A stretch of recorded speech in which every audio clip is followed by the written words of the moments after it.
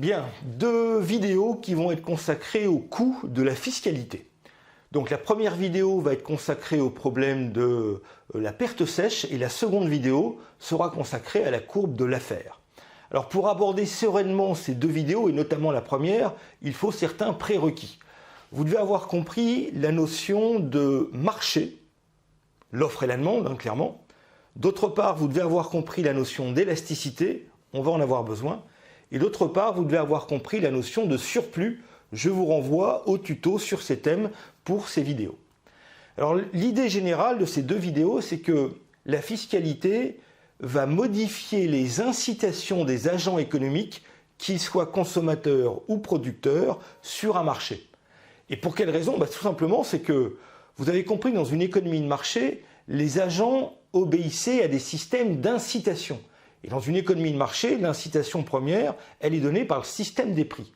Et justement, la fiscalité va modifier le système des prix et aura pour conséquence de réduire l'activité économique. Ce sont des idées qui sont très très simples, à savoir, si vous êtes un producteur, que vous travaillez et qu'une partie du fruit de votre travail sera prélevée par l'État, l'hypothèse sous-jacente, c'est que votre incitation à travailler sera moins importante et vous allez moins produire. De même, en tant que consommateur, si le produit que vous achetez, il subit une taxe, eh bien vous serez moins incité à l'acheter ou vous en achèterez moins. Donc dans les deux cas, que le producteur produise moins ou le consommateur consomme moins, dans les deux cas, intuitivement, on peut comprendre qu'un des effets de la fiscalité va être de réduire les quantités échangées sur le marché. Et donc à partir de cette idée toute simple, c'est ce que l'on va formaliser, creuser un petit peu cette idée, eh bien ces deux vidéos sont consacrées à ce problème. Vous êtes prêts? Alors allons-y, allons penser comme un économiste.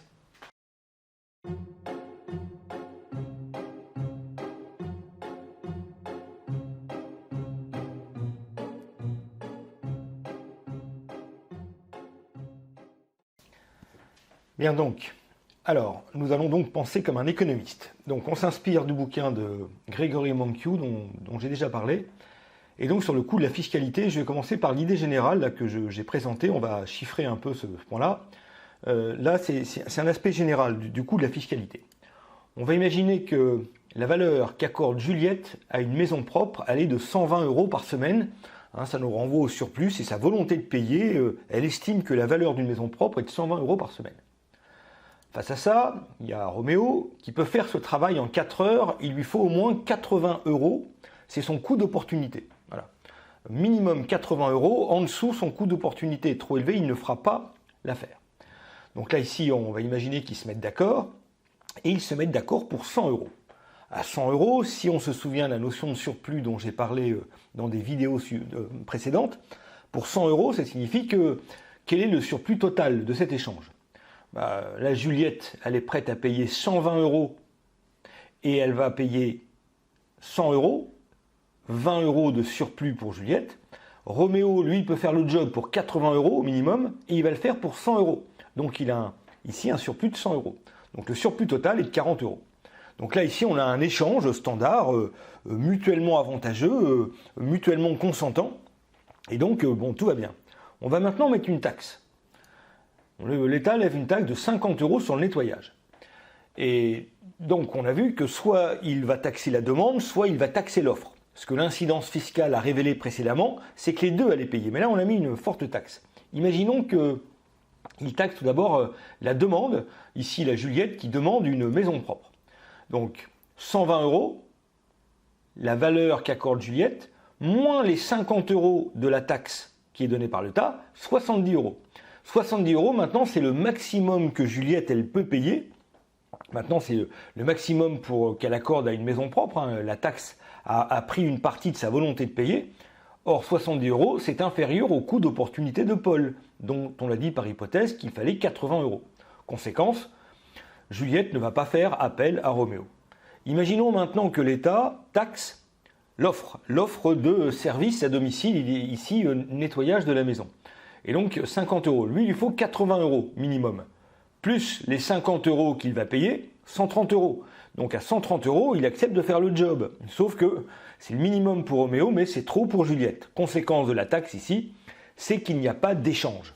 Donc là encore, on fixe un peu les idées, à savoir que la fiscalité va diminuer les quantités échangées. On avance un petit peu, on va regarder ce qui se passe maintenant sur le marché, sur l'offre et la demande. Là, les quantités d'équilibre hors taxe, le prix sans la taxe, et on avait vu dans les vidéos précédentes que lorsqu'il y avait une taxe, on se retrouvait ici avec une partie payée par les acheteurs et le prix reçu par les vendeurs ici.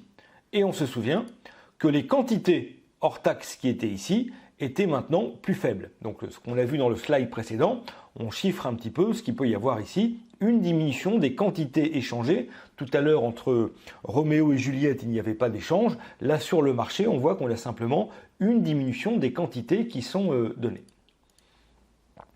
On peut regarder maintenant précisément comment la taxe affecte les participants au marché. Donc on sait que l'offre va payer une partie, que la demande va payer une partie. Qu'en est-il de l'État? Donc là, on va essayer sur ce slide de montrer quelles sont les recettes fiscales qui vont être. Donc là, j'ai le prix sans la taxe. On commence normalement à être familiarisé avec cette représentation. Les quantités d'équilibre sans la taxe. Le prix payé par les acheteurs, le prix reçu par les vendeurs. Et là, c'est les quantités avec la taxe. Donc maintenant, où se situent les recettes fiscales? Les recettes fiscales, ça va être les quantités échangées par le marché multipliées par le montant de la taxe. Les quantités échangées sur le marché, elles vont aller de là jusque là. Les quantités échangées multipliées par le montant de la taxe. Le montant de la taxe, il va aller de là jusque là, dont une partie est payée par les vendeurs et une partie est payée par les acheteurs. Donc, les recettes fiscales vont correspondre à cet R, ce rectangle qui apparaît ici. Quand on veut les représenter avec l'offre et la demande, elles apparaissent ici. Reste maintenant, une fois qu'on a ce point de vue en tête, essayons de voir qu'est-ce qui se passe du point de vue du bien-être, et on va maintenant raisonner en termes de surplus. Donc là, on va utiliser notre modèle. Maintenant, j'ai le prix sans la taxe, on est familiarisé. Prix payé par les acheteurs supérieur au prix reçu par les vendeurs, on est familiarisé. Et on va décomposer chacune de ces zones en différentes lettres, et c'est là où on a besoin de la notion de surplus pour comprendre cette partie-là. Je l'avais mentionné dans mon introduction. Alors, quel est le surplus du consommateur sans la taxe? On se rappelle de la notion de surplus, c'est la différence entre la volonté de payer et le prix que l'on paiera effectivement. Donc pour le consommateur, ça va correspondre A, B et C, correspondre au surplus sans la taxe. Le producteur, la définition, c'est la différence entre le prix reçu, payé par le marché, et le coût d'opportunité. Si le surplus du producteur, D, E et F correspondent. Recettes fiscales, comme il n'y a pas de taxe, les recettes fiscales, elles sont nulles, et le surplus total correspond à la somme du surplus du consommateur et du surplus du producteur. On a A, B, C, D, E, F. Maintenant, on introduit la taxe. Après la taxe. Donc là, on a vu qu'on avait une taxe qui était en partie payée par les acheteurs, une partie payée par les vendeurs. Le surplus après la taxe du consommateur, il n'est plus que de A. C'est logique, puisque le montant de la taxe ici a amputé une partie de son surplus. Le surplus du producteur n'est plus que de F, cette fois-ci. Les recettes fiscales, on l'a vu dans le slide précédent, ça va être les quantités qui sont échangées multipliées par le montant de la taxe ici, ça va être B et C. B et D, pardon. Et le surplus total, on additionne A, B, D, F. Si on fait le bilan total, avant on avait ABC. Maintenant, on n'a plus que A. Au total, on a perdu B et C. Moins B plus C. Du côté du producteur, avant, on avait D, E, F. Après la taxe, on n'a plus que F. Conséquence, on a perdu D et E.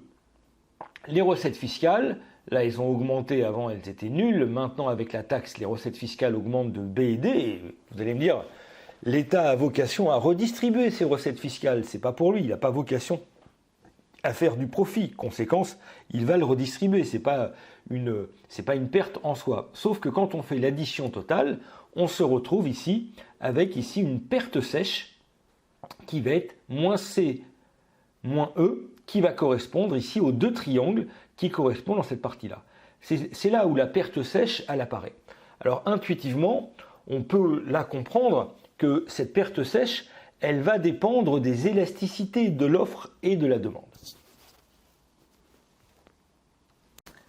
Et bien précisément, on va voir justement l'influence des élasticités pour déterminer le montant de cette perte sèche. Donc là, j'ai une courbe de demande qui va être plus élastique que la courbe d'offre. On voit que l'offre est relativement inélastique par rapport à la demande. Si je prends une taxe, on constate que la perte sèche, ici, elle est petite. Donc là, ici, on a un cas général qui nous dit que lorsque l'offre est relativement inélastique, la perte sèche, elle est petite. Alors si on considère que le marché que l'on représente ici, c'est le marché du travail, c'est une des raisons pour lesquelles, par exemple, des politiciens estiment que ça peut valoir le coup d'augmenter les impôts.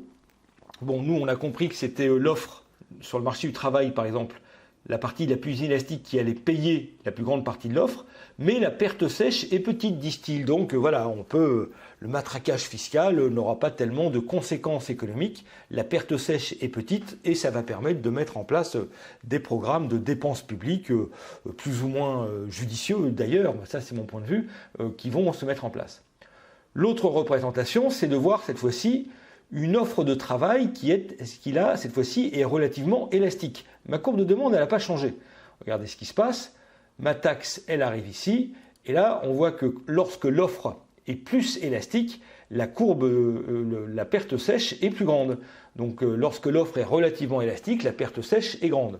Donc, ces deux schémas, ils représentent assez bien sur le marché du travail, finalement, l'ensemble des débats des hommes politiques, qui est de savoir si on considère que l'offre est inélastique, l'offre de travail, j'entends, ou est plutôt élastique. Je fais partie des gens qui considèrent que l'offre est plutôt élastique, à savoir que les agents économiques, ils réagissent aux incitations des prix. Ils sont favorables à travailler en général plus si, par exemple, comme ça a été le cas à partir de 2008 à 2012, lorsque les heures supplémentaires, par exemple, étaient défiscalisées.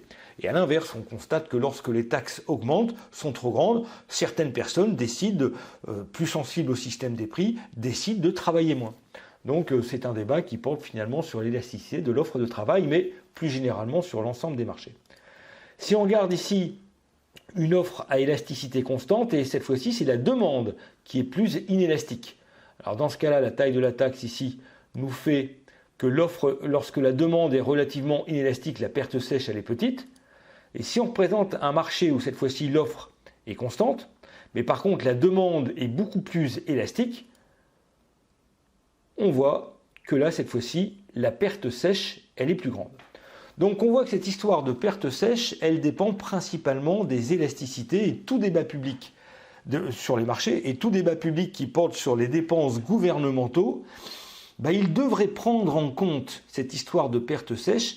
Rarement, on a un débat sur la dépense gouvernementale sans cette partie-là. Et ce qui est évident, c'est que si on arrivait à prouver, et à ma connaissance, on n'a pas beaucoup globalement de documents sur le montant de la perte sèche, ça pourrait réduire, je pense, le niveau de la dépense publique. Mais en général, ça reste abstrait. Alors évidemment, sur certains marchés, le marché du travail, où là, clairement, l'offre est élastique, je pense par exemple aux professions libérales, là, très clairement, là, il y a une perte sèche qui me semble évidente.